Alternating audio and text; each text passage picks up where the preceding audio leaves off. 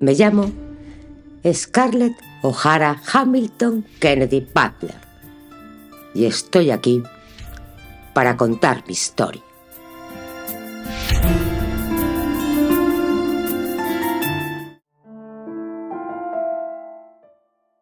Capítulo 8. Se estaba acercando el invierno. Scarlett se ponía cada vez más frenética. Joe Colenton había excavado el suelo para construir el sótano de la primera casa, pero las repetidas lluvias hacían imposible asentar los cimientos de hormigón. El señor Wilkes se olería algo si le comprase la madera antes de poder colocarla, dijo Joe Colenton con mucha lógica, y Scarlett comprendió que tenía razón. Pero no por ello era menos fastidiosa la demora. Tal vez la idea de edificar había sido un error. Día tras día el periódico informaba de más desastres en el mundo de los negocios. Había colas en las cocinas de beneficencia y en las panaderías de las grandes ciudades de Estados Unidos, porque miles de personas perdían su empleo todas las semanas al quebrar las empresas. ¿Por qué estaba arriesgando su dinero ahora, en los peores momentos? ¿Por qué había hecho aquella tonta promesa a Melly? Si al menos dejase de llover. Y si al menos los días dejasen de acortarse, podía estar ocupada durante el día, pero la oscuridad la encerraba en su casa vacía sin más compañía que la de sus propios pensamientos. Y no quería pensar, porque no podía encontrar respuesta a nada. ¿Cómo se había metido en ese lío? Si nunca había hecho deliberadamente nada para que la gente se volviese contra ella, ¿por qué se mostraban todos tan odiosos? ¿Por qué tardaba tanto Red en volver a casa? ¿Qué podía hacer ella para mejorar las cosas? Tenía que haber alguna solución. No podía estar eternamente pasando de una habitación a otra en aquella casa tan grande, como un guisante rodando de un lado a otro en un cubo vacío de hojalata. Le habría gustado que Webb y Ella viniesen a casa para hacerle compañía, pero Suelen le había escrito que estaba toda la familia bajo cuarentena, mientras niño tras niño los críos iban pasando por el largo e irritante tormento de la varicela. Podía relacionarse de nuevo con los Barr y todos sus amigos. No importaba que hubiese llamado Terpa a Mamie, pues ésta era tan insensible como una pared de ladrillos. Una de las razones de que Scarlett le hubiese gustado tener amistad con la escoria era que podía fustigarlos con su lengua mordaz siempre que quería, y ellos volvían siempre pidiendo más. Pero gracias a Dios no he caído tan bajo, no voy a arrastrarme hacia ellos ahora que sé lo ruines que son. Lo malo es que anochece tan temprano y que las noches son tan largas y que yo no puedo dormir como debiera. Todo irá mejor cuando pare de llover, cuando termine el invierno, cuando Red venga a casa. Por fin cambió el tiempo y llegaron días brillantes, fríos y soleados, con altos jirones de nubes en el resplandeciente cielo azul. Colenton bombeó el agua acumulada en el hueco que había cavado, y el fuerte viento secó la arcilla roja de Georgia hasta darle una dureza de ladrillo. Entonces hizo pedidos de hormigón y de madera para construir los cimientos. Scarlett se entregó ahora a la compra de regalos. Se acercaba Navidad. Compró muñecas para Ella y para cada una de las hijas de Suelen. Muñecos bebé para las más pequeñas, con los cuerpos de serrín, caras y manos y pies de porcelana. Susie y Ella recibirían sendas muñecas idénticas representando damas, con bonitos baúles de cuero llenos de hermosos vestidos. Wade era un problema. Scarlett nunca sabía qué hacer con respecto a él. Entonces se acordó de la promesa de Tony Fontaine de enseñarle a hacer girar los revólveres de un dedo, y compró un par de revólveres para Wade, con las iniciales del chico grabadas en las culatas con incrustaciones de marfil. Lo de Suelen fue fácil. Un bolsito de seda bordado con perlitas, demasiado elegante para llevarlo en el campo, pero con una moneda de oro de $20 dentro. Para Will era muy difícil escoger un regalo, era imposible. Scarlett estuvo buscando hasta que renunció y le compró otra chaqueta de piel de cordero, igual a la que le había regalado el año pasado y el año anterior. La intención es lo que cuenta, se dijo firmemente. Lo pensó largamente antes de decidir no regalar nada a Beau. Sin duda, India devolvería el paquete sin abrirlo. Además, Beau no carecía de nada. pensó amargamente. La cuenta de los Wilkes en su almacén iba en aumento cada semana. Compró unos cortapuros de oro para Red, pero le faltó valor para enviarlo. En cambio, los regalos para sus 2 tías de Charleston eran mucho más bonitos que de costumbre. Tal vez diría a la madre de Red lo amable que había sido, y la señora Butler se lo diría a Red. Me pregunto si él me enviará algo, o si me traerá algo. Tal vez vendrá por Navidad para callar las habladurías. Esta posibilidad era lo bastante real como para que Scarlett empezase a decorar frenéticamente la casa. Cuando la tuvo convertida en una especie de pérgola hecha con ramas de pino, acebo y hiedra, llevó las sobras al almacén. Siempre hemos puesto una guirnalda de oropel en el escaparate, señora Butler. No hace falta nada más, dijo Willie Kepsa. No me diga lo que hace o no hace falta. Ponga esas guirnaldas de pino alrededor de todos los mostradores y la corona de acebo en la puerta. Hará que la gente se sienta navideña y gaste más en obsequios. No tenemos bastantes cosas bonitas para regalos. ¿Dónde está aquella caja grande de abanicos de papel encerado? Usted me dijo que la quitase de ahí. Dijo que no debíamos malgastar espacio con un estante para fuserías, cuando la gente quería clavos y tablas de lavar. No sea estúpido. Aquello fue entonces y esto es ahora. Saque la caja.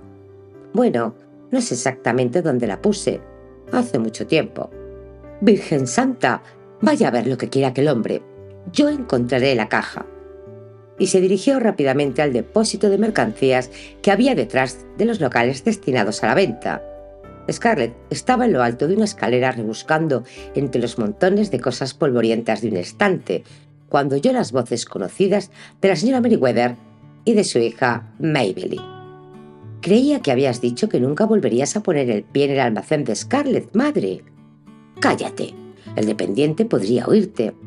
Hemos buscado en todas las tiendas de la población y no hay manera de encontrar un trozo de terciopelo negro. Y no puedo terminar mi traje sin esto. ¿Acaso la reina Victoria ha llevado alguna vez una capa de color? Scarlett frunció el entrecejo. ¿De qué diablos estaban hablando? Bajó de la escalera sin hacer ruido y caminó de puntillas para aplicar una oreja a la pared.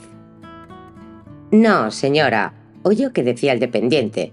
No suelen pedir terciopelo. Tenía que habérmelo figurado. Vamos, Maybelline. Ya que estamos aquí, tal vez podría encontrar las plumas que necesito para mi disfraz de Pocahontas, dijo Maybelline. Tonterías, vamos. No hubiésemos debido entrar aquí. Supongo que nos viese alguien. El andar de la señora Merriweather era pesado pero rápido. Cerró la puerta de golpe al salir. Scarlett subió de nuevo la escalera. Toda su animación navideña se había extinguido. Alguien iba a darle un baile de disfraces y no la habían invitado. Lamentó no haber dejado que Ashley se rompiese el cuello en la tumba de Melania. Encontró la caja que estaba buscando y la arrojó al suelo, donde se rompió, esparciendo los abanicos de brillantes colores en un amplio arco. Recójalos y quíteles el polvo a todos, ordenó. Me voy a casa. Antes morir que empezar a patalear delante de sus empleados. El periódico del día yacía sobre el asiento de su carruaje. Había estado demasiado ocupada con la decoración para leerlo, y ahora tampoco le interesaba mucho, pero le serviría para esconder tras él aquella cara frente a los fisgones que quisieran mirarla. Siguió y lo abrió en la página central, buscando nuestra carta de Charleston. Solo trataba del hipódromo Washington recién abierto y del próximo día de las carreras hípicas en enero. Leyó por encima las entusiastas descripciones de las semanas hípicas de antes de la guerra, las acostumbradas afirmaciones de que Charleston había tenido lo mejor y más cuidado de todo, y las predicciones de que las próximas carreras igualarían o superarían a sus predecesoras. Según el corresponsal, habría fiestas todos los días y un baile todas las noches durante semanas. Y apuesto a que Red Butler asistirá a todas, murmuró Scarlett y arrojó el periódico al suelo. Un titular en primera página le llamó la atención. El carnaval concluirá con un baile de máscaras. La vieja arpía y Melania debían de haber estado hablando de esto. Pensó, todo el mundo, salvo yo, va a ir a las fiestas maravillosas. Tomó de nuevo el periódico. Terminados los preparativos, leyó: podemos ahora anunciar que Atlanta celebrará el próximo 6 de enero un carnaval que sin duda rivalizará en magnificencia con el famoso martes de carnaval de Nueva Orleans.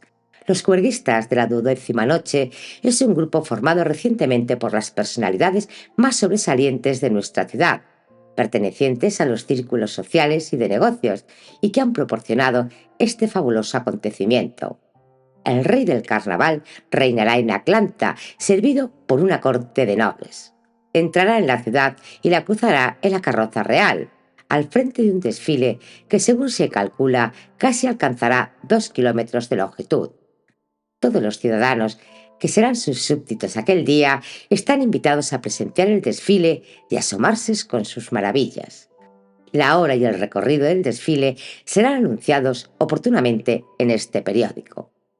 Los actos del día terminarán con un baile de máscaras, para el cual será transformado el Teatro de la Ópera de Gibbs en un verdadero país de las maravillas. Los juerguistas han cursado casi 300 invitaciones a los caballeros más nobles y a las damas más bellas de Atlanta. «Maldita sea», dijo Scarlett. Entonces se desesperó y empezó a llorar como una chiquilla. No era justo que Red estuviera bailando y riendo en Charleston y que todos sus enemigos de Atlanta se divirtieran mientras ella permanecía encerrada en su vasta mansión silenciosa. Nunca había hecho nada lo bastante malo para merecer este castigo. Nunca había sido tan timorata como para permitirles que te hicieran llorar, se dijo con irritación. Se enjugó las lágrimas con el dorso de las manos. No iba a revolcarse en la aflicción. Conseguiría lo que quería. Iría al baile. Ya encontraría una manera. No era posible obtener una invitación para el baile. Ni siquiera era difícil.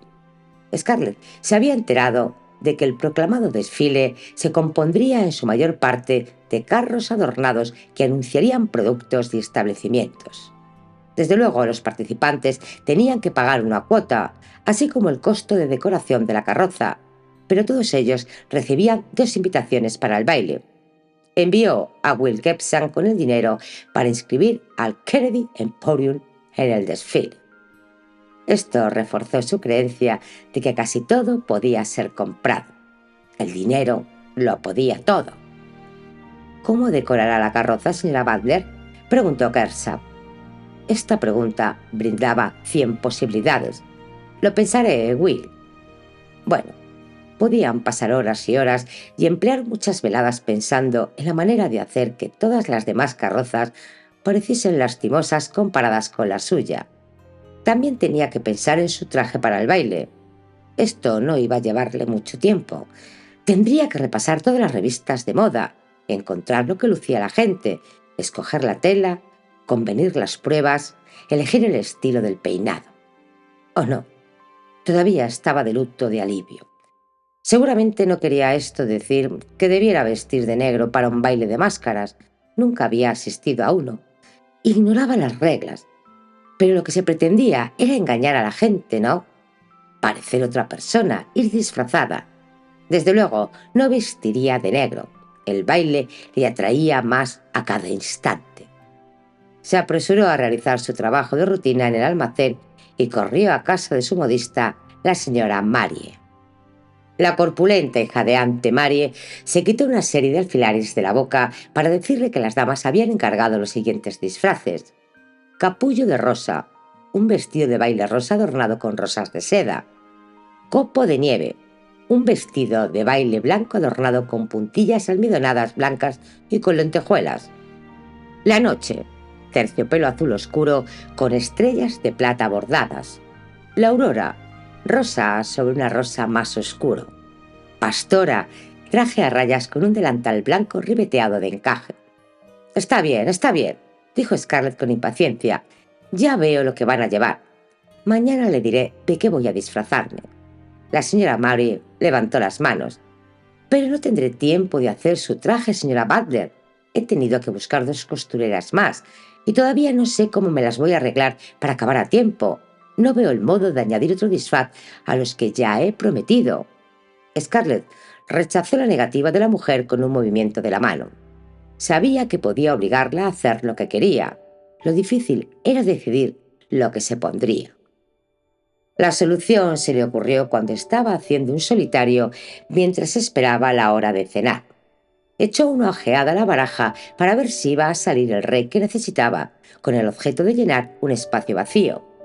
No, había 2 reinas antes del próximo rey. No podría sacar el juego. ¡Una reina! Desde luego, podría llevar un traje maravilloso con una larga cola adornada con piel blanca y muchas joyas. Arrojó sobre la mesa las cartas que quedaban y subió corriendo las escaleras para mirar en su joyero. Oh, ¿por qué había sido Red tan reacio en comprarle joyas? Le compraba todo lo demás que ella quería, pero las únicas joyas que a él le gustaban eran las perlas. Sacó una sarta tras otra, amontonándolas sobre la cómoda. Aquí, sus pendientes de brillantes.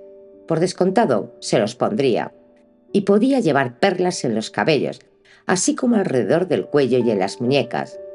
Lástima que no pudiese arreglarse a lucir su anillo de compromiso de esmeraldas y brillante. Demasiada gente lo reconocería, y si adivinaban quién era, podrían echarlo todo a perder. Contaba con el disfraz y la máscara para protegerse de la señora Merryweather e India Wilkes y de las otras mujeres. Pretendía divertirse mucho, bailar todos los bailes, integrarse de nuevo en el ambiente. El 5 de enero, el día anterior al carnaval, toda Atlanta competía en los preparativos. La alcaldía había ordenado que todos los establecimientos estuvieran cerrados el día 6 y que todos los edificios del trayecto del desfile se adornasen con colgaduras rojas y blancas, los colores de Rex, el rey del carnaval. Scarlett pensó que era una lástima cerrar el almacén un día en el que la ciudad estaría atestada de gente llegada del campo para las celebraciones, pero colgó grandes coronas de cintas en el escaparate del almacén y en la verja de hierro que bordeaba su casa, y como todo el mundo, se maravilló ante la transformación de las calles de Whitehall y de Marietta. Banderas y gallardetes adornaban todas las farolas y las fachadas de los edificios, formando un verdadero túnel de brillantes y ondeantes colores rojo y blanco para la última etapa del desfile de Rex hacia su trono. Tendría que haber traído a Whit y a Ella de Tara para que viesen el desfile, pensó, pero probablemente estén todavía débiles después de la varicela, recordó rápidamente. Y no tengo entradas de baile para Suellen y Whit. Además, les envié montones de regalos de Navidad. La lluvia incesante de aquel día de carnaval borró todo vestigio de remordimiento en lo tocante a los niños. En todo caso, no habrían podido estar en la calle bajo la humedad y el frío para poder contemplar el desfile. Pero ella sí que podía. Se envolvió en un chal de abrigo y se plantó sobre el banco de piedra próximo a la verja, bajo un gran paraguas, de modo que podía ver perfectamente por encima de las cabezas y los paraguas de los espectadores que se hallaban en la acera. Tal como habían prometido, la comitiva tenía más de 1 kilómetro de longitud. Era un espectáculo valiente y lamentable. La lluvia casi había destrozado los disfraces de los cortesanos medievales. Los tintes rojos se habían desleído. Las plumas de avestruz pendían lacias. Los que habían sido airosos sombreros de terciopelo colgaban sobre los rostros como lechugas muertas. Los heraldos y pajes estaban mojados y sin duda padecían frío, pero marchaban resueltos. Los jinetes forcejeaban con cara hosca por sus también mojados caballos, tratando de hacerlos avanzar sobre el barro pegajoso y resbaladizo. Scarlett unió su aplauso al de la multitud cuando pasó el maestro de ceremonias. Era el tío Henry Hamilton, que parecía ser el único que se estaba divirtiendo. Chapoteaba descalzo, llevando los zapatos en una mano y el sombrero manchado de barro en la otra, e iba saludando alternativamente con cada mano a la muchedumbre y sonriendo ampliamente. Scarlett sonrió para sí cuando pasaron lentamente las damas de la corte en coches descubiertos. Las mujeres más distinguidas de la sociedad de Atlanta llevaban máscaras, pero su estoica ambición se traslucía claramente en sus semblantes. La Pocahontas, que era Maybelline Merriweather, lucía sobre sus cabellos unas plumas mustias que iban goteando agua en sus mejillas y cuello. Las señoras Elsin y Whiting eran fácilmente reconocibles como una pez rosa y una Florence Nightingale, que estaban caladas hasta los huesos y temblorosas. La señora Mead representaba, estornudando, los buenos tiempos pasados con un miriñaque de húmedo tafetán. Solamente la señora Merriweather no se veía afectada por la lluvia. La reina Victoria sostenía un gran paraguas negro sobre su seca cabeza real. Su manto de terciopelo estaba impecable. Cuando las damas hubieron pasado, se produjo una larga interrupción y los espectadores empezaron a marcharse. Pero entonces se oyeron los lejanos acordes de Dixie. Un minuto después, la multitud empezó a aclamar estruendosamente y siguió haciéndolo hasta que llegó la banda y se hizo el silencio. Era una banda reducida, compuesta solo por 2 tambores, 2 hombres que tocaban flautines y uno que tocaba una trompeta de sonido agudo y melodioso. Pero vestían de gris, con fajas doradas y brillantes botones de latón. Delante de ellos marchaba un manco que sostenía el asta de la bandera de la Confederación con la mano que le quedaba. El estandarte de las barras y las estrellas estaba honrosamente hecho jirones y volvía a desfilar por la calle Peach Street. La gente tenía la garganta demasiado oprimida por la emoción para interrumpir en aclamaciones. Scarlett sintió que rodaban lágrimas por sus mejillas, pero no eran de aflicción, sino de orgullo.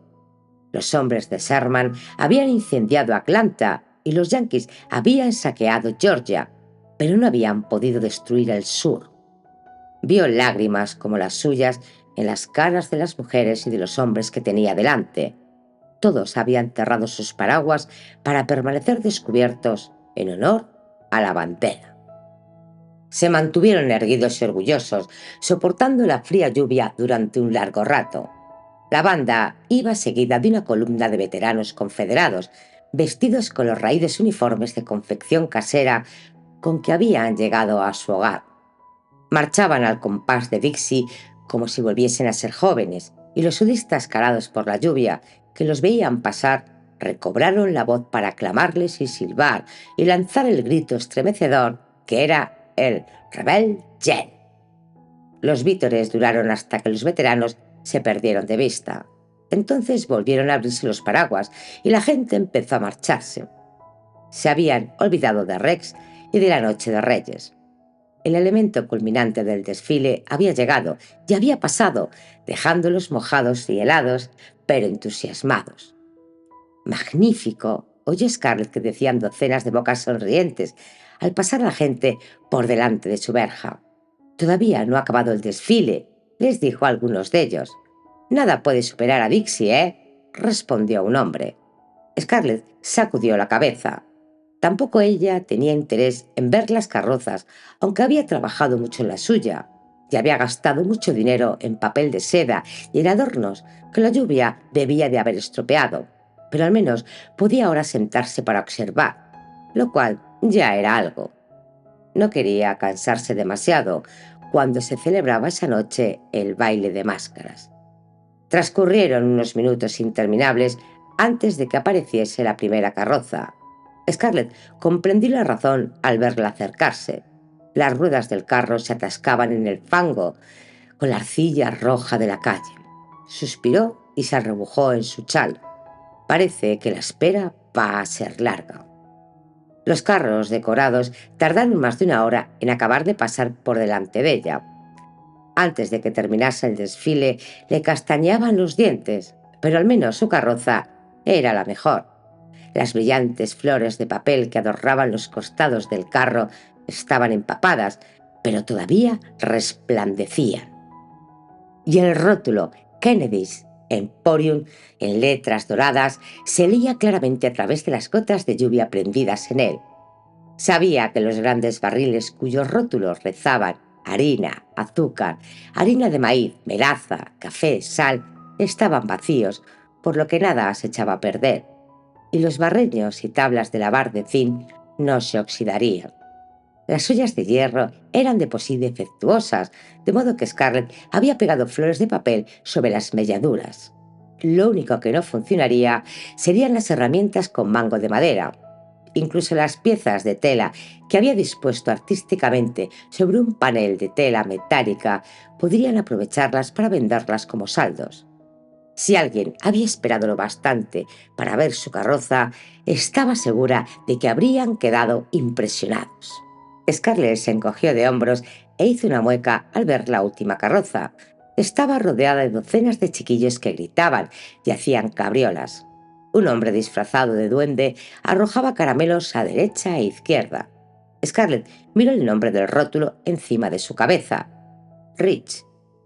Will no paraba de hablar de estos nuevos almacenes en Fine Points. Estaba preocupado porque sus precios eran más bajos y Kennedy's Emporium perdía algunos clientes. Tonterías, pensó desdeñosamente Scarlett. Rich no se mantendrá en el negocio el tiempo suficiente para perjudicarnos. Recortar los precios y malbaratar las mercancías no es manera de triunfar en los negocios. Me alegro mucho de haber visto esto. Ahora puedo decirle a Will Kelpsand que no sea tan tontaina.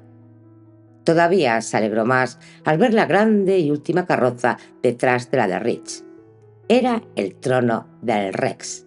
Había una gotera en el dosel a rayas rojas y blancas, de modo que caía continuamente agua sobre la cabeza coronada de oro y la capa de algodón imitando armiño del Dr. Mead. Este parecía terriblemente constritado. «Y espero que pilles una pulmonía doble y te mueras», dijo Scarlett en voz baja. Después entró corriendo en casa para tomar un baño caliente. Scarlett iba disfrazada de reina de corazones.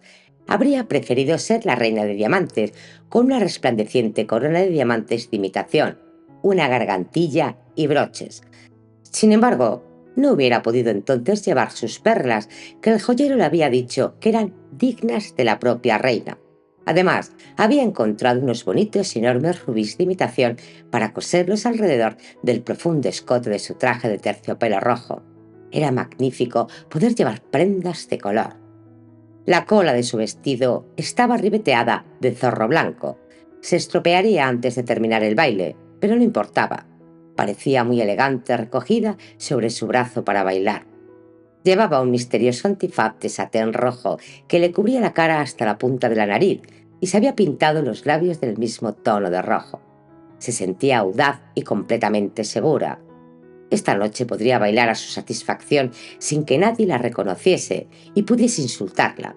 Celebrar un baile de disfraces había sido una idea maravillosa. A pesar del antifaz, inquietaba a Scarlett entrar en el salón de baile sin un acompañante, pero su aprensión era infundada. Un grupo numeroso de caballeros enmascarados estaban entrando en el vestíbulo cuando se apeó ella de su coche y se unió a ellos sin que nadie hiciese comentarios. Una vez dentro, miró asombrada a su alrededor. El teatro de la ópera de Gibbs había sido completamente transformado. Ahora, el bello teatro era un palacio real muy convincente. Habían instalado una pista sobre la mitad inferior de la platea, alargando así el amplio escenario para convertirlo en un inmenso salón de baile. En el fondo se hallaba el Dr. Mead sentado en el trono, en su papel de Rex, flanqueado por servidores uniformados, entre los cuales se encontraba un copero real. En el centro del anfiteatro estaba la orquesta más numerosa que jamás hubiese visto Scarlett, y en la planta baja había masas de bailarines, observadores y paseantes. Reinaba un ambiente tangible de bulliciosa alegría, un desenfado fruto del anonimato proporcionado por las máscaras y los disfraces. En cuanto hubo entrado Scarlett en el salón, un hombre vestido de chino y con una larga coleta le rodeó la cintura con el brazo envuelto en seda y la llevó hacia la pista de baile. Podía ser un perfecto desconocido. La situación era peligrosa y excitante. Tocaban un vals y su pareja era un bailarín consumado. Mientras daban vueltas, Scarlett vio hindúes enmascarados, payasos, arlequines, pierrots, monjas, osos, piratas, ninfas y cardenales, todos bailando tan locamente como ella. Cuando cesó la música, estaba sin aliento. «Maravilloso», jadeó. «Es maravilloso. Tanta gente, toda Georgia debe estar bailando aquí». «No toda», dijo su pareja. «Algunos no tenían invitación». Señaló hacia arriba con el dedo pulgar. Scarlett vio que el gallinero estaba lleno de espectadores en traje corriente, aunque algunos no eran tan corrientes. Mami Bart estaba allí, luciendo todos sus diamantes y rodeada de otros miembros de la escoria. Hice bien en no volver a mezclarme con esa pandilla. Son demasiado vastos para ser invitados a ningún sitio. Scarlett había conseguido olvidar el origen de su propia invitación. La presencia de espectadores hacía que el baile le pareciese todavía más atractivo. Scarlett echó la cabeza hacia atrás y rió. Sus pendientes de brillantes resplandecieron. Pudo verlos reflejados en los ojos del mandarín a través de los agujeros de su antifaz. Entonces el hombre desapareció, empujado a un lado por un monje con la capucha echada hacia adelante para cubrir su cara enmascarada. Sin decir palabra, este asió la mano de Scarlett y la abrazó por la cintura cuando la orquesta atacó una animada polka. Ella bailó como no había bailado en muchos años. Estaba atolondrada, contagiada por la excitante locura de la mascarada, intoxicada por la novedad de todo aquello, por el champán que iba ofreciendo en bandejas de plata unos pajes vestidos de satén, por el gozo de participar de nuevo en una fiesta, por su indiscutible éxito, porque estaba triunfando y creía que nadie la conocía, que era invulnerable. Reconoció a las damas de la vieja guardia. Llevaban los mismos trajes que habían lucido en el desfile. Ashley iba enmascarado, pero Scarlett le identificó en cuanto le vio. Llevaba un brazal de luto en la manga de su traje blanco y negro de arlequín. Sin duda, le había arrastrado India hasta aquí para tener una compañía. Muy ruin por su parte, pensó a Scarlett.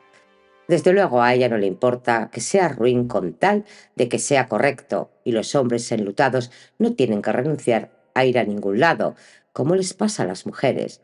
Pueden ponerse un brazal en su mejor traje y empezar a cortejar a otras mujeres antes de que se haya enfriado su esposa en la tumba. Pero salta a la vista que el pobre Ashley aborrece encontrarse aquí. Solo hay que ver lo abatido que está en su flamante disfraz. Bueno, no te preocupes, querido. Habrá muchas más casas como las que está construyendo ahora Joe Colenton. Cuando llegue la primavera estarás tan ocupado vendiendo madera que no tendrás tiempo de estar triste. Con el transcurso de la velada, el ambiente del baile de disfraces se iba haciendo aún más agitado. Algunos admiradores de Scarlett le preguntaron su nombre. Uno trató incluso de levantarle el antifaz. Ella le esquivó sin dificultad. «No he olvidado cómo hay que manejar a los muchachos fogosos», pensó sonriendo. «Y son muchachos, con independencia de la edad que puedan tener. Incluso se van a escondidas a la esquina para tomar algo más fuerte que el champán. Antes de que te des cuenta, empezarán a lanzar el Rebel Jet». «¿De qué se ríe mi reina del misterio?», preguntó el apuesto jinete, que al parecer estaba empeñado en pisarla mientras bailaban. «Oh, de usted, naturalmente», respondió Scarlett sonriendo. No, no había olvidado nada. Cuando el jinete le soltó la mano para cederla al ansioso mandarín, que había vuelto por tercera vez, Scarlett pidió delicadamente una silla y una copa de champán. El jinete le había magullado un dedo del pie. Pero cuando su acompañante la conducía a un lado del salón para que se sentara, Scarlett declaró súbitamente que la orquesta estaba tocando su pieza favorita y no podía abstenerse de bailarla. Había visto al pasar a tía Pittipat y a la señora Elsin. ¿La habrían reconocido? Una mezcla de irritación y temor nubló la gozosa excitación que sentía. Era consciente que le dolía el pie magullado y de que el aliento del mandarín apestaba a whisky. «Ahora no quiero pensar en esto, ni en la señora Elsin, ni en mi pie dolorido. No dejaré que nada estropee mi diversión». Trató de apartar a un lado sus pensamientos y de entregarse por entero a la fiesta, pero contra su voluntad miraba a menudo hacia los bordes del salón del baile y a los hombres y mujeres que estaban sentados o de pie allí. Pasaron junto a un pirata alto y barbudo que estaba apoyado en la jamba de una puerta, y él hizo una reverencia. Scarlett contuvo el aliento. Volvió la cabeza para mirarle de nuevo. Había algo, un aire de insolencia. El pirata llevaba camisa blanca almidonada, pantalón negro de etiqueta. Aquello no era un disfraz, salvo por la ancha faja de seda roja y las 2 pistolas introducidas en ella. Y se había atado unos lazos azules en las puntas de su espesa barba. Su máscara era un sencillo antifaz negro. No era ningún conocido, ¿verdad? Muy pocos hombres llevaban barbas espesas hoy en día. Sin embargo, la manera en que estaba plantado y su modo de mirarla fijamente a través del antifaz. Cuando Scarlett le miró por tercera vez, él sonrió y sus dientes relucieron muy blancos en contraste con la barba oscura y la piel morena. Scarlett pensó que iba a desmayarse. Era Red. No podía ser. Debía ser cosa de su imaginación. Pero no se sentiría de esa manera si fuese otra persona. Y no era muy propio de él compadecer en un baile al que la mayoría de la gente no conseguía ser invitada. Red era capaz de todo. Disculpe, pero tengo que dejarle. No, lo digo en serio. Se apartó del mandarín y corrió hacia su marido. Red se inclinó de nuevo. Edward Teach, a su servicio, señora. ¿Quién? Creía Red que no la había reconocido. Edward Teach, comúnmente llamado Barba Negra, el mayor villano que jamás surcó las aguas del Atlántico. Red se atusó un mechón de la barba. A Scarlett le dio un vuelco el corazón. Se está divirtiendo, pensó, haciendo bromas que sabe que casi nunca comprendo, como solía hacer antes de que las cosas se estropeasen. No debo meter la pata ahora, no debo hacerlo. ¿Qué habría dicho yo antes de quererle tanto? Me sorprende que hayas venido a un baile en Atlanta cuando se celebran fiestas tan espléndidas en tu preciosa Charleston. Bien, eso estaba bien. No era exactamente malicioso, pero tampoco demasiado afectuoso. Red arqueó las negras cejas sobre el antifaz y Scarlett contuvo el aliento. Él hacía siempre esto cuando algo le divertía. Ella representaba bien su papel. ¿Cómo estás tan bien informada sobre la vida social de Charleston, Scarlett? Leo el diario. Una periodista algo chiflada se empeña en no hablar más que de cierta carrera de caballos. Maldita barba. Le pareció que él estaba sonriendo, pero no podía verle bien los labios. Yo también leo los periódicos, dijo Red. Incluso en Charleston es noticia el que una población rural en auge como Atlanta decida pretender que es Nueva Orleans. Nueva Orleans. Él la había llevado allí para su luna de miel. Llévame otra vez, quería decirle. Empezaremos de nuevo y todo será diferente. Pero no debía hacerlo. Todavía no. Su mente saltó rápidamente de un recuerdo a otro. Estrechas calles empedradas, altas y sombreadas habitaciones con grandes espejos de marco dorado mate, manjares raros y maravillosos. Confieso que aquí los refrigerios no son tan refinados, dijo ofendida. Red rió entre dientes. Un elocuente eufemismo, comentó. Le estoy haciendo reír. No le oía reír desde hace un siglo. Habrá visto cómo se atropellaban los hombres para bailar conmigo. ¿Cómo me has reconocido?, preguntó Scarlett. Llevo puesto un antifaz. Solo he tenido que buscar a la mujer más ostentosamente vestida, Scarlett. Tenías que ser tú. Oh, bribón. Olvidó que estaba tratando de divertirle. No estás muy apuesto, Red Butler, con esa estúpida barba. Igual hubieses podido ponerte una piel de oso sobre la cara. Fue el mejor disfraz que se me ocurrió. Hay muchas personas en Atlanta que no deseo que me reconozcan fácilmente. Entonces, ¿por qué has venido? Supongo que no es solo para insultarme. Te prometí que me haría verlo bastante a menudo para callar los rumores, Scarlett. Esta era una ocasión perfecta. ¿Crees que lo es un baile de disfraces? Nadie conoce a nadie. A medianoche todos se quitan las máscaras. Faltan aproximadamente 4 minutos. Bailaremos para que nos vean y después nos marcharemos. Red la tomó en brazos y Scarlett olvidó su enojo, olvidó el peligro de desenmascararse delante de sus enemigos, se olvidó del mundo. Nada era importante salvo que él estaba allí y la estaba abrazando. Scarlett permaneció despierta la mayor parte de la noche, esforzándose en comprender lo que había pasado. Todo marchó bien en el baile. Cuando dieron las 12, el Dr. Mead dijo a todo el mundo que debía quitarse la máscara y Red se echó a reír, arrancándose también la barba.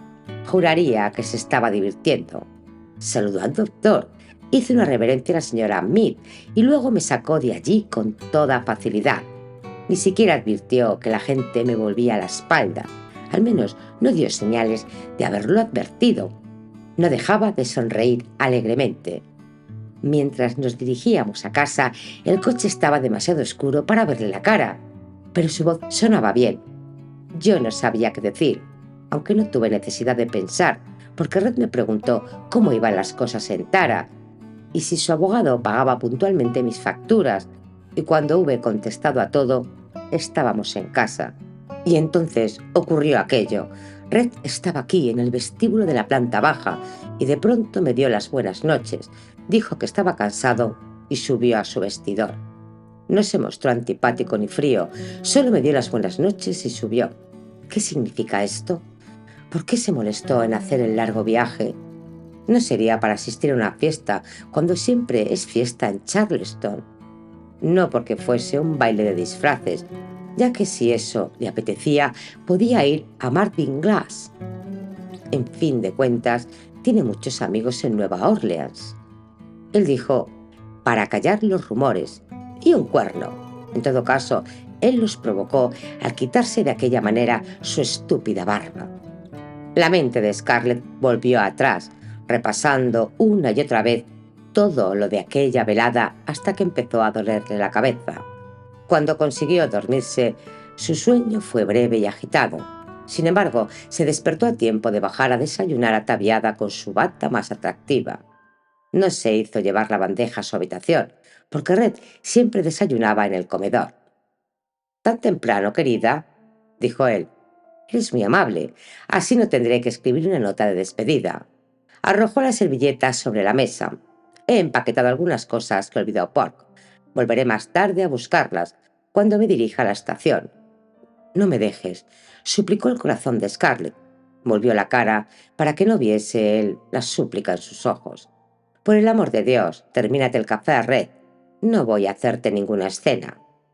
Se dirigió al aparador y se sirvió café, observándole en el espejo. Debía estar tranquila. Tal vez así él se quedaría. Red se había puesto en pie y tenía el reloj abierto en la mano. «No tengo tiempo. He de ir a ver a algunas personas antes de marcharme. Estaré muy ocupado hasta el verano. Por consiguiente, diré que me voy a América del Sur para asuntos de negocios. De ese modo, nadie chismorreará sobre mi larga ausencia. La mayoría de la gente de Atlanta no sabe siquiera dónde está América del Sur. Ya ves, querida, que hago honor a mi promesa de velar por tu reputación». Sonrió maliciosamente, cerró el reloj y se lo metió en el bolsillo. «Adiós, Scarlett. ¿Por qué no te vas de veras a América del Sur y te pierdes allí para siempre?» Cuando se hubo cerrado la puerta tras él, Scarlett tomó la botella de brandy. ¿Por qué se había portado ella de esa manera? Había dicho lo que no sentía. Él siempre había hecho lo mismo, incitarla a decir cosas que no quería decir. Hubiese debido pensarlo mejor antes de salirse de sus casillas de esa manera. Pero él no tenía que haberle lanzado pullas sobre mi reputación. ¿Cómo se habrá enterado de que he sido rechazada por la sociedad? Nunca se había sentido tan desgraciada.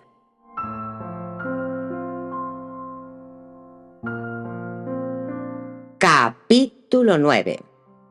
Más tarde, Scarlett se avergonzó de sí misma. Beber por la mañana. Solo lo hacían los borrachos de la peor estofa. En realidad, se dijo, la situación no era tan mala. Al menos sabía ahora cuándo volvería a Red. Tardaría demasiado, pero era algo. No perdería el tiempo preguntándose si sería hoy o mañana o pasado mañana. Febrero empezó con un tiempo sorprendentemente templado, que hizo que brotasen hojas prematuras en los árboles y llenó el aire del aroma de la tierra que despertaba. «Abrid todas las ventanas», dijo Scarlett a la servidumbre, «y que desaparezca este olor a cerrado». La brisa que levantaba mechones sueltos de cabellos en sus sienes era deliciosa. De pronto añoró terriblemente Tara. Si pudiese dormir allí, con un viento cargado de primavera, que llevaría a su habitación un perfume a tierra caliente. Pero no puedo ir. Colenton podrá empezar al menos otras 3 casas cuando este tiempo deshiele el suelo. Pero no lo hará, al menos que yo esté aquí para pincharle. No he visto un hombre tan exigente en toda mi vida. Todo tiene que estar a punto. Por su gusto, Colenton esperaría que el suelo estuviese tan caliente que pudiese cavar hasta China sin encontrar escarcha. ¿Y si fuese a Tara solo por unos pocos días? Unos pocos días no cambiaría mucho las cosas, ¿verdad? Entonces recordó la palidez y el aire desalentado de Ashley en el baile del carnaval y lanzó un pequeño gruñido de contrariedad. Si iba a Tara, no podría descansar tranquila. Envió a Pansy a decir a Elías que trajesen el coche. Tenía que ir en busca de Joe Colenton. Aquella tarde, como para recompensarla por cumplir con su deber, sonó la campanilla de la puerta justo cuando había anochecido. «Scarlett, encanto», gritó Tony Fontaine cuando el mayordomo le abrió la puerta. «Un viejo amigo necesita una habitación para esta noche. ¿Te apiadarás de él?» «Tony». Scarlett salió corriendo del cuarto de Star para abrazarle. Él dejó caer el equipaje al suelo y abrió los brazos para estrechar con fuerza a Scarlett. «Dios santo, Scarlett, veo que te desenvuelves muy bien». Cuando vi esta casa tan grande, pensé que algún imbécil me había dado la dirección de un hotel. Miró la lujosa lámpara, el papel aterciopelado de las paredes y los grandes espejos de marco dorado del vestíbulo, e hizo un griño. «No me extraña que te casaras con aquel charlestoniano en vez de esperarme. ¿Dónde está Red? Me gustaría conocer al hombre que me quitó a mi amada». Los dedos fríos del miedo recorrieron la espina dorsal de Scarlett. ¿Había dicho Suelen algo a los Fontaine? «Red está en América del Sur», dijo con animación. «¿Te imaginas? Yo creía que los misioneros eran las únicas personas que iban a un lugar tan alejado». Tony se echó a reír. «También lo creía yo. Siento no poder saludarle, aunque es una suerte para mí. Así te tendré para mí solo. ¿Y si dieses algo de beber a un sediento?» Ahora estaba segura de que no sabía que Red la había dejado. «Creo que una visita tuya requiere champán». Tony dijo que el champán sería muy bien recibido más tarde, pero que ahora solo deseaba un buen whisky bourbon y un baño. Seguro que todavía olía a boñiga de vaca. Scarlett le preparó personalmente la bebida y después le envió arriba con el mayordomo como guía a una de las habitaciones para invitados. Gracias a Dios, la servidumbre vivía en la casa. No habría escándalo, aunque Tony se quedara todo el tiempo que quisiera, y ella tendría un amigo con quien hablar. Bebieron champán con la cena y Scarlett se puso sus perlas. Tony comió 4 grandes pedazos de pastel de chocolate que había hecho a toda prisa la cocinera para postre. «Diles que envuelvan lo que quede, para que pueda llevármelo», suplicó. «Lo que más me pirra en este mundo es un pastel de chocolate con una gruesa capa de glaseado como este. Siempre me ha gustado lo dulce». Scarlett rió y envió el mensaje a la cocina. «¿Qué me dices de Sally, Tony? ¿No es una buena cocinera?» «¿Sally? ¿Qué te hace pensar eso? Prepara un postre estupendo cada noche solo para mí. Alex no tiene esta debilidad mía por los dulces». Scarlett pareció intrigada. «¿Quieres decir que no lo sabías?», dijo Tony. «Pensabas que Suelen te lo había dicho por carta». «Me vuelvo a Texas, Scarlett. Lo decidí en Navidad». Hablaron durante horas. Al principio, ella le suplicó que se quedase, hasta que la desmañada turbación de Tony se convirtió en el famoso genio de los Fontaine. «Maldita sea, Scarlett, cállate de una vez. Lo intenté, sabe Dios que lo intenté, pero no puedo aguantar más. Por consiguiente, será mejor que no me chinches». Su voz fuerte hizo que los prismas de la lámpara oscilasen y tintineasen. «Deberías pensar en Alex», insistió ella. La expresión del semblante de Tony hizo que se detuviera. La voz de él era tranquila cuando habló. Realmente lo intenté. Lo siento, Tony. Yo también encanto. ¿Por qué no dices a tu flamante mayordomo que descorche otra botella y hablamos de otra cosa? Cuéntame cosas de Texas. Los ojos negros de Tony se iluminaron. No hay una valla en 150 kilómetros. Se echó a reír y añadió: es porque no hay muchas cosas que valga la pena acercar, a menos que te guste el polvo y la maleza seca. Pero uno aprende a conocerse cuando tiene que desenvolverse solo en aquel vacío. Allí no hay pasado, no puedes aferrarte a lo poco que te queda. Todo depende del minuto presente, o tal vez del mañana, pero no del de ayer. Levantó su copa. Estás más hermosa que una pintura, Scarlett. Red no debe ser muy inteligente o no se habría marchado sin ti. Yo me insinuaría si pensara que podría darme resultado. Scarlett sacudió la cabeza con coquetería. Era divertido jugar a los antiguos juegos. Tú te insinuarías a mi abuela si fuese la única mujer en estos andurriales, Tony Fontaine. Ninguna dama está segura contigo en una habitación cuando la miras con esos ojos tan negros y sonríes con esa sonrisa tan blanca. Vamos, Encanto, ya sabes que no soy así. Soy el hombre más caballeroso del mundo, siempre que la belleza de la dama no me haga perder la cabeza. Charlaron ingeniosamente hasta que el mayordomo trajo la botella de champán. Entonces brindaron por los dos. A Scarlett aquel rato de diversión le bastaba para chisparse, de modo que dejó que Tony terminase la botella. Y entre copa y copa, le contó historias de Texas que le hicieron reír hasta dolerle los costados. Tony, quisiera que te quedases unos días, dijo ella cuando él declaró que estaba a punto de dormirse sobre la mesa. No me había divertido tanto en mucho tiempo. Ojalá pudiera hacerlo. Me gusta beber y comer hasta hartarme con una linda joven riendo a mi lado. Pero tengo que aprovechar el buen tiempo. Mañana tomaré el tren hacia el oeste, antes de que vuelvan las heladas. Sale muy temprano. ¿Tomarás café conmigo antes de que me vaya? No me lo impedirías aunque quisieras.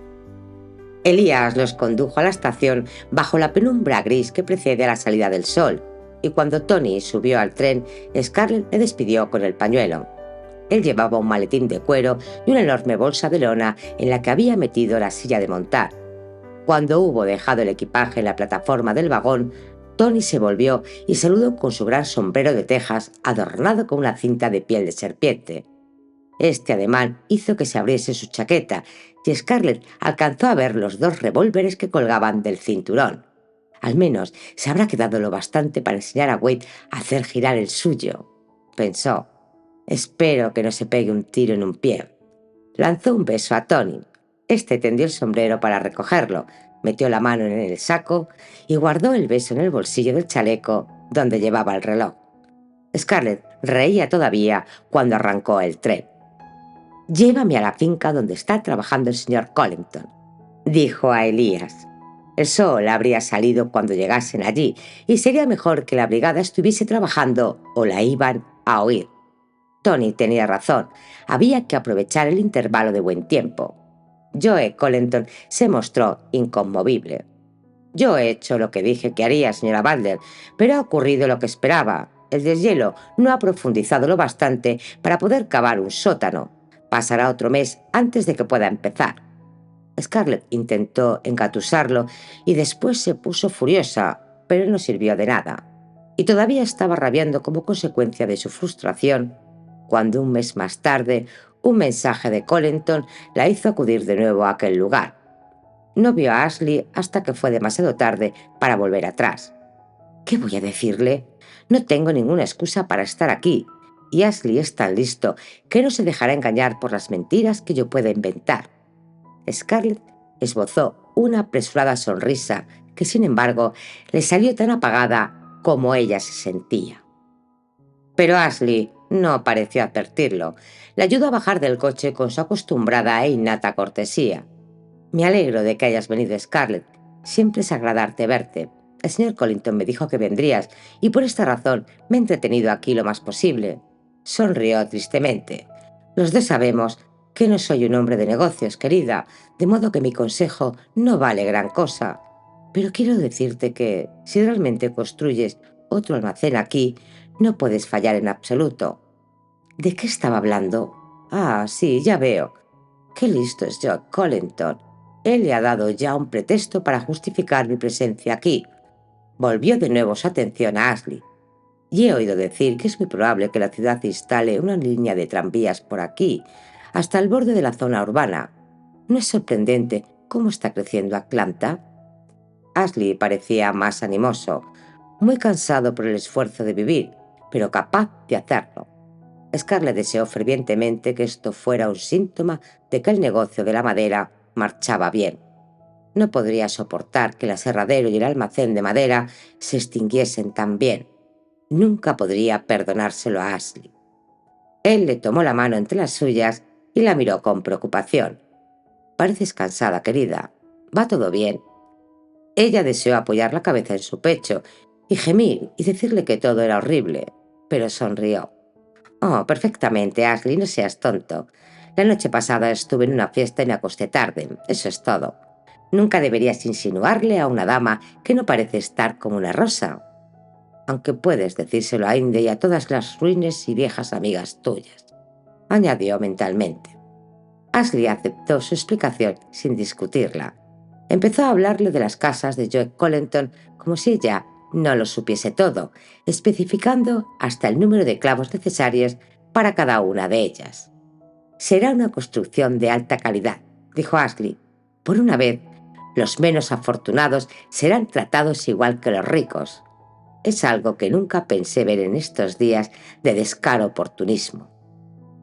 Parece que a fin de cuentas no se han perdido todos los antiguos valores. Es para mí un honor participar en esto. Mira, Scarlett, el señor Collington quiere que yo suministre la madera». Ella puso cara de asombro. «Oh, Ashley, eso es estupendo». Y lo era.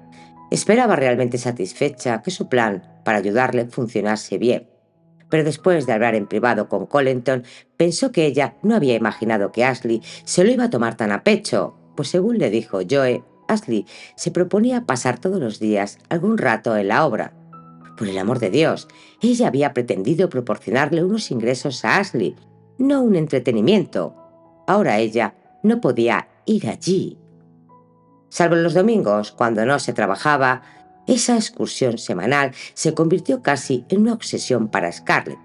Apenas si pensaba en Ashley cuando veía la limpia y sólida madera del armazón y las vigas, y después la que formaban las paredes y los suelos al ir alzándose la casa. Pasaba entre los montones del material y de escombros con el corazón anhelante. ¿Cuánto le gustaría participar en todo esto? Oír los martillazos, observar las virutas saltando enroscadas de los cepillos, ver el progreso diario, estar ocupada. «Solo tengo que esperar a que llegue el verano». Estas palabras eran para ella una letanía, su cuerda de salvamento, para que venga Red. A él puedo contárselo. Es el único a quien se lo puedo contar. Es el único que se preocupa por mí. No querrá que viva de esa manera, rechazada y desgraciada, cuando sepa lo espantoso que es todo. ¿Qué fue lo que anduvo mal? Yo creía que, si tenía el dinero suficiente, estaría segura. Ahora soy rica, pero siento más miedo del que sentí en toda mi vida. No obstante, llegó el verano y Red no la visitó ni a ella ni tuvo noticias de él. Scarlett volvía apresuradamente del almacén a casa todas las mañanas para estar dispuesta por si acaso él llegaba en el tren del mediodía. Por la tarde se ponía su vestido más atractivo y sus perlas para la cena, por si acaso venía él por otro camino. La larga mesa resplandecía ante ella con su plata y su grueso damasco almidonado. Fue entonces cuando empezó a beber de una manera constante para combatir el silencio mientras agudizaba el oído a fin de escuchar sus pisadas. Empezó a tomar jerez por la tarde, sin darle importancia. A fin de cuentas, tomar una copa o dos de jerez era propio de una dama. Y apenas se dio cuenta cuando pasó del jerez al whisky, o cuando necesitó beber para hacer las cuentas del almacén, porque la deprimía que el negocio decayese tanto, o cuando empezó a dejar comida en el plato, porque el alcohol satisfacía mejor su hambre, o cuando empezó a tomar una copa de brandy al levantarse por la mañana. Apenas se dio cuenta de que el verano daba paso al otoño. Pansy llevó el correo de la tarde al dormitorio en una bandeja. En los últimos tiempos, Scarlett había tomado la costumbre de intentar dormir un rato después de comer. Así llenaba parte de la tarde vacía y podía descansar un poco, un descanso que le era negado por la noche. ¿Quiere que le prepare una taza de café u otra cosa, señora Scarlett? No, vea lo tuyo, Pansy. Scarlett tomó la carta de encima y la abrió. Echó una rápida mirada a Pansy, que estaba recogiendo las prendas que había arrojado ella al suelo. ¿Por qué no salía de una vez esa estúpida de la habitación? La carta era de Suelen, y Scarlett no se molestó en sacar del sobre las dobladas hojas de papel. Sabía lo que le diría Suelen, más quejas sobre la mala conducta de Ella, como si sus propias hijitas fuesen unas santas, y sobre todo maliciosas insinuaciones sobre lo mucho que costaba todo, y lo poco que rendía Tara, y lo rica que era Scarlett. Esta arrojó la carta al suelo. Ahora no tenía ganas de leerla. Lo haría mañana. Ah, gracias a Dios que se había ido Pansy. Necesito un trago. Casi es de noche y no hay nada malo en beber un poco al anochecer. Solo tomaré una copita de brandy, muy despacio, mientras acabo de leer la correspondencia. La botella escondida detrás de las cajas de sombreros estaba casi vacía. Scarlett se puso furiosa. Maldita Pansy, si no me peinase tan bien, la despediría mañana mismo. Tiene que haber sido Pansy quien se lo ha bebido. O una de las otras doncellas. Yo no he podido beber tanto. Solo hace unos días que puse la botella ahí. Pero no importa, me llevaré las cartas al comedor. Después de todo, ¿qué importa si los criados observan lo deprisa que baja el nivel del licor de las botellas? Es mi casa, y esta es mi botella y mi brandy, y puedo hacer lo que me plazca. ¿Dónde está mi bata? Allí está. ¿Por qué resulta tan difícil abrochar los botones? Tardaré una eternidad. Se sentó tranquilamente a la mesa para leer la correspondencia. Una circular de un dentista recién llegado. Bah, gracias, sus dientes eran perfectos. Otra de un repartidor de leche. Un anuncio de una nueva obra de The Gibbs. Scarlett revolvió los sobres con irritación. No había ninguna carta que valiese la pena. Su mano se detuvo cuando tocó un fino y crujiente sobre de papel cebolla, escrito con una caligrafía de patas de mosca. Tía Eulalia. Apuró el brandy y abrió la carta. Siempre había aborrecido las amonestadoras y remilgadas misivas de la hermana de su difunta madre. Pero tía Eulalia vivía en Charleston. Tal vez mencionaría a Red, ya que la madre de éste era su más íntima amiga. Scarlett repasó rápidamente la carta con los ojos, entrecerrándolos para distinguir las palabras. Tía Eulalia siempre escribía en ambas caras de fino papel y con frecuencia de través, llenando una página y después volviendo esta en ángulo recto y escribiendo sobre las líneas anteriores, y todo para decir mucho sobre muy poco. El calor impropio del otoño. Esto lo decía cada año, que tía Pauline estaba mal de la rodilla. Había estado mal de la rodilla desde que Scarlett recordara. Una visita a Sir Mary Joseph. Scarlett hizo una mueca. Nunca pensaba en Carrin, su hermana pequeña, por su nombre de religiosa, aunque ésta llevaba 8 años en el convento de Charleston. Las obras de la catedral estaban muy retrasadas porque no había aportaciones. ¿No podría Scarlett? ¡Caray! Ella cuidaba de sus tías que tuviesen un techo bajo el que cobijarse. Tenía que cuidar también de la catedral. Volvió la hoja, frunciendo el ceño. El nombre de Red saltó de entre la maraña de palabras cruzadas. A una se le alegra el corazón al ver que una amiga querida, como Eleanor Butler, encuentra la felicidad después de tantos años de amarguras. Red se desvive por su madre, y este cariño ha servido mucho para redimirle a los ojos de todos aquellos que deploraban las costumbres desenfrenadas de cuando era más joven. Yo no alcanzo a comprender, y tampoco lo comprende tu tía Pauline. ¿Por qué te empeñas en continuar con tu inexplicable preocupación por el comercio, cuando no tienes la menor necesidad de explotar el almacén? En muchas ocasiones he deplorado tu actuación a este respecto y nunca atendiste mis súplicas de que abandonases una actividad tan impropia de una dama.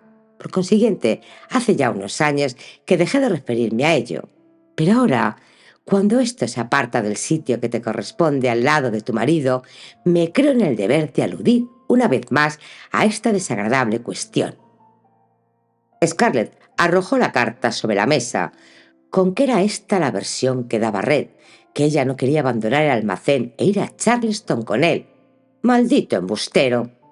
Ella le había suplicado que la llevase con él cuando se había marchado. ¿Cómo se atrevía a calumniarla de esa manera? Tendría que cantarle las 40 al señor Red Butler cuando viniese. Se dirigió al aparador y vertió el brandy en su copa. Parte de él se derramó sobre la brillante superficie de madera y lo enjugó con la manga. Probablemente lo negaría, el muy canalla.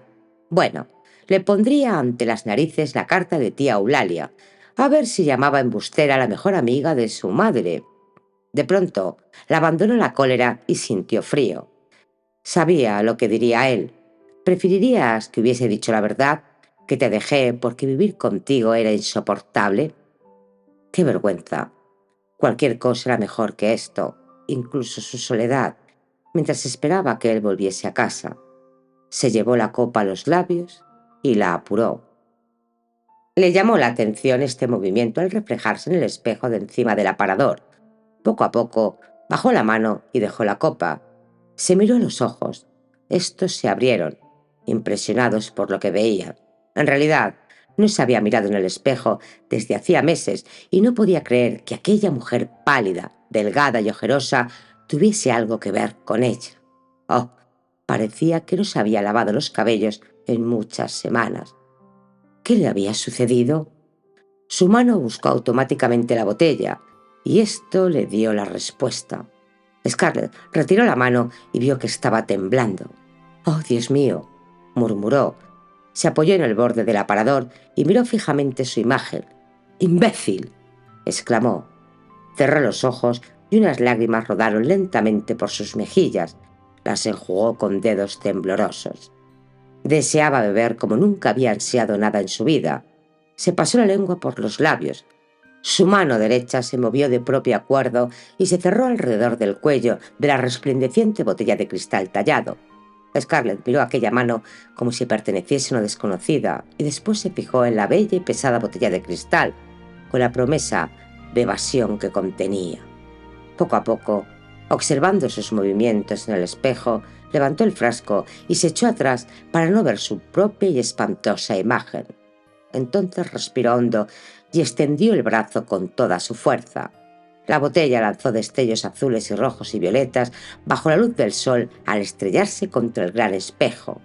Por un instante vio a Scarlett que su cara se quebraba y vio también su torcida sonrisa victoriosa. Entonces se rompió el cristal azogado y pequeños trozos se esparcieron sobre el aparador. La parte alta del espejo pareció inclinarse hacia adelante desde el marco y grandes pedazos dentados chocaron estruendosamente contra el aparador, el suelo y los fragmentos que habían caído primero. Scarlett lloraba y reía y gritaba ante la destrucción de su propia imagen. «¡Cobarde, cobarde, cobarde!». No sentía los pequeños cortes que los trocitos voladores de cristal le habían producido en los brazos, el cuello y la cara. Sintió un sabor salado en la lengua, se tocó el hilo de sangre que resbalaba por una de sus mejillas y se miró con sorpresa los dedos enrojecidos. Contempló el sitio donde su imagen se había reflejado, pero ésta había desaparecido. Rió espasmódicamente. Era un alivio. Los criados habían acudido corriendo hasta la puerta al oír el estrépito. Permanecían apiñados, temerosos de entrar en la estancia, mirando con miedo la figura rígida de Scarlett. Esta volvió de pronto la cabeza en su dirección y Pansy lanzó un débil grito de espanto al ver su cara manchada de sangre. «Marchaos», dijo tranquilamente Scarlett. «Estoy perfectamente. Marchaos. Quiero estar sola». Ellos la obedecieron sin pronunciar palabra. Estaba sola, tanto si quería como si no, y el brandy no lo remediaría. Red no volvía a casa. Esta mansión ya no constituía un hogar para él. Ella lo sabía desde hacía mucho tiempo, pero se había negado a creerlo. Había sido cobarde y estúpida. No era extraño que no hubiese reconocido a la mujer del espejo. Aquella tonta cobarde no era Scarlett O'Hara, Scarlett O'Hara no, como lo decían, ahogaba sus penas. Scarlett O'Hara no se escondía y esperaba. Hacía frente a lo peor que podía darle el mundo y asumía cualquier riesgo con tal de tomar lo que quería. Scarlett se estremeció. Qué cerca había estado de destruirse. Pero se acabó. Ya era hora sobrada de cuidar de su propia vida. No más brandy. Había arrojado aquella muleta. Todo su cuerpo le pedía una copa, pero se negó a prestarle atención. Había hecho cosas más difíciles en su vida. Podía hacer esta. Tenía que hacerlo. Sacudió el puño hacia el espejo roto. «Trae tus 7 años de mala suerte, maldito seas». Su risa era desafiante y entrecortada. Se apoyó un momento en la mesa para recobrar las fuerzas. Tenía mucho que hacer. Entonces cruzó la habitación, desmenuzando con los tacones los fragmentos del espejo. «¡Pansy!», gritó desde la puerta. «Quiero que me laves los cabellos». Estaba temblando de los pies a la cabeza, pero obligó a sus piernas a llevarla hasta la escalera y subir el largo tramo de peldaños. «Mi piel debe de estar toda rasposa», dijo en voz alta, esforzándose en no pensar en lo que le pedía el cuerpo. «Necesitaré litros de agua de rosas y de glicerina. Y tengo que renovar todo mi vestuario. La señora Mary puede contratar costureras extras». No debía tardar más de unas pocas semanas en superar su flaqueza y recobrar su mejor aspecto.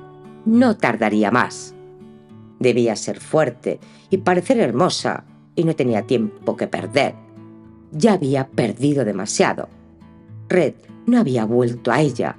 Por consiguiente, ella tendría que ir a él, a Charleston. Continuará.